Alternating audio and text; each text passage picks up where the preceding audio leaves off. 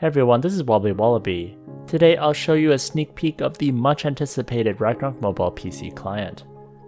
Testing began a few days ago on global, and I'll give you my honest opinion about this PC client. Also keep in mind this is just for testing, so the final build may differ. First, for hardware, I'm using an HP Pavilion gaming PC. It's an Intel Core i5 at 2.9 GHz.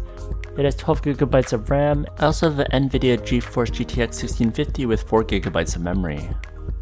So this PC is about 4 years old and is an entry-level gaming PC.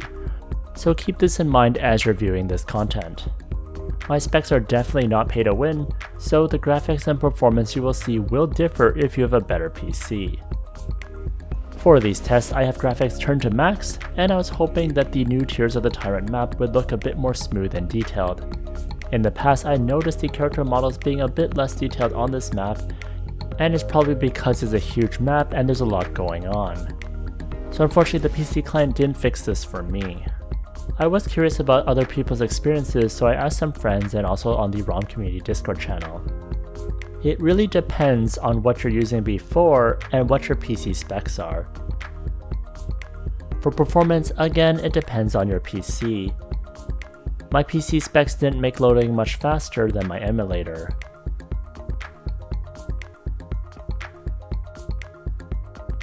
Here is my unedited footage for loading Prontera. It did take a while, and it's similar to my emulator's loading time as well. Once I'm in Prontera, I did see some lag as I walked around as things were loading dynamically. And when I encountered a large number of people by the exchange, it was a little bit choppier. But this was the same behavior I would see on my emulator as well, so it's not as if the PC client behaves worse. Are you playing AFK games and want to run your game 24/7 without affecting your phone or computer's performance? Try UgPhone, a 24/7 cloud emulator with ultra low latency. Here I'm playing Genshin Impact without needing to install more than 17 GB on my phone. Then I click on my device's menu to bring up a variety of options and switch to my other device. Here's my Ragnarok Mobile device, where I park my character in Void and other MVP spawning places and idle here all day. There are multiple servers in Asia and one for America. There are many plans available, so check them out. If you do sign up, then use the invitation code WOBBLY to immediately get a bonus of 488 diamonds. Here I use the code, then I can use diamonds to try it out for 4 hours for free. Diamonds can also be used to get discounts on paid plans like $1 off the 7-day plan. I'll put a link in the description. Thanks to UgPhone for sponsoring this video. For GvG with my PC, it was a little bit laggy, but once things are loaded, it did look really nice. Again, if your PC is better, it'll definitely be smoother, and I imagine many people with high-end PCs will switch to use the PC client for PvP, as the lag can be pretty bad sometimes. Where I thought the graphics looked best for me was when I was inside an instance. It was definitely smooth and the graphics looked better than my emulator. So with this improvement, I'll definitely be switching my video capture to the PC client now, since I definitely like the better graphics. One thing though is the PC client doesn't support built-in multiple instances without doing some installation workarounds. So when I run weekly instances with my multiple accounts, I'll need to use my BlueStack multi-instance emulator feature or services like that of UgPhone. Next, I like that there's built-in key mappings. You can load items, but you can't bind Ymmer's loading for an unfair advantage here. You do have limits to what you can bind. I will scroll through all the possible bindings. It covers things like movement, choosing teammates, using skills in a skill bar, using items in the item bar, and loading other menus. Next, for some bindings you normally wouldn't get to enjoy, you get to go to the MVP screen via one click, which is really nice. Normally, you would need to click twice.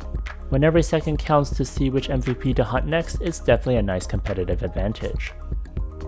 Also, loading the private chat room in one click instead of the normal 2 clicks.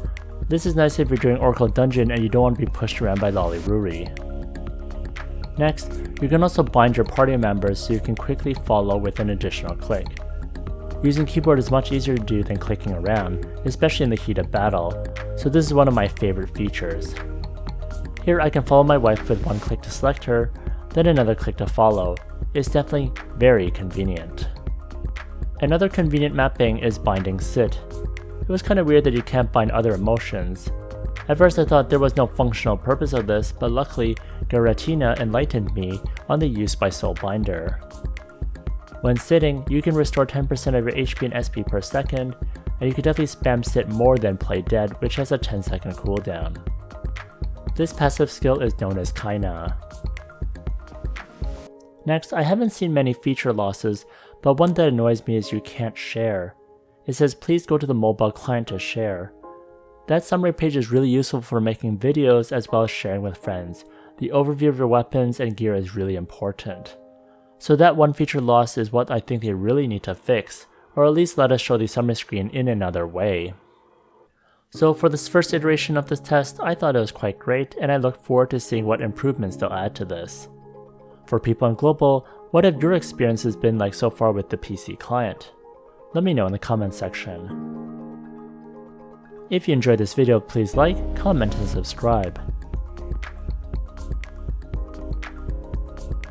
Here's a video that I would recommend, and if you want more sneak peeks, check out this playlist over here.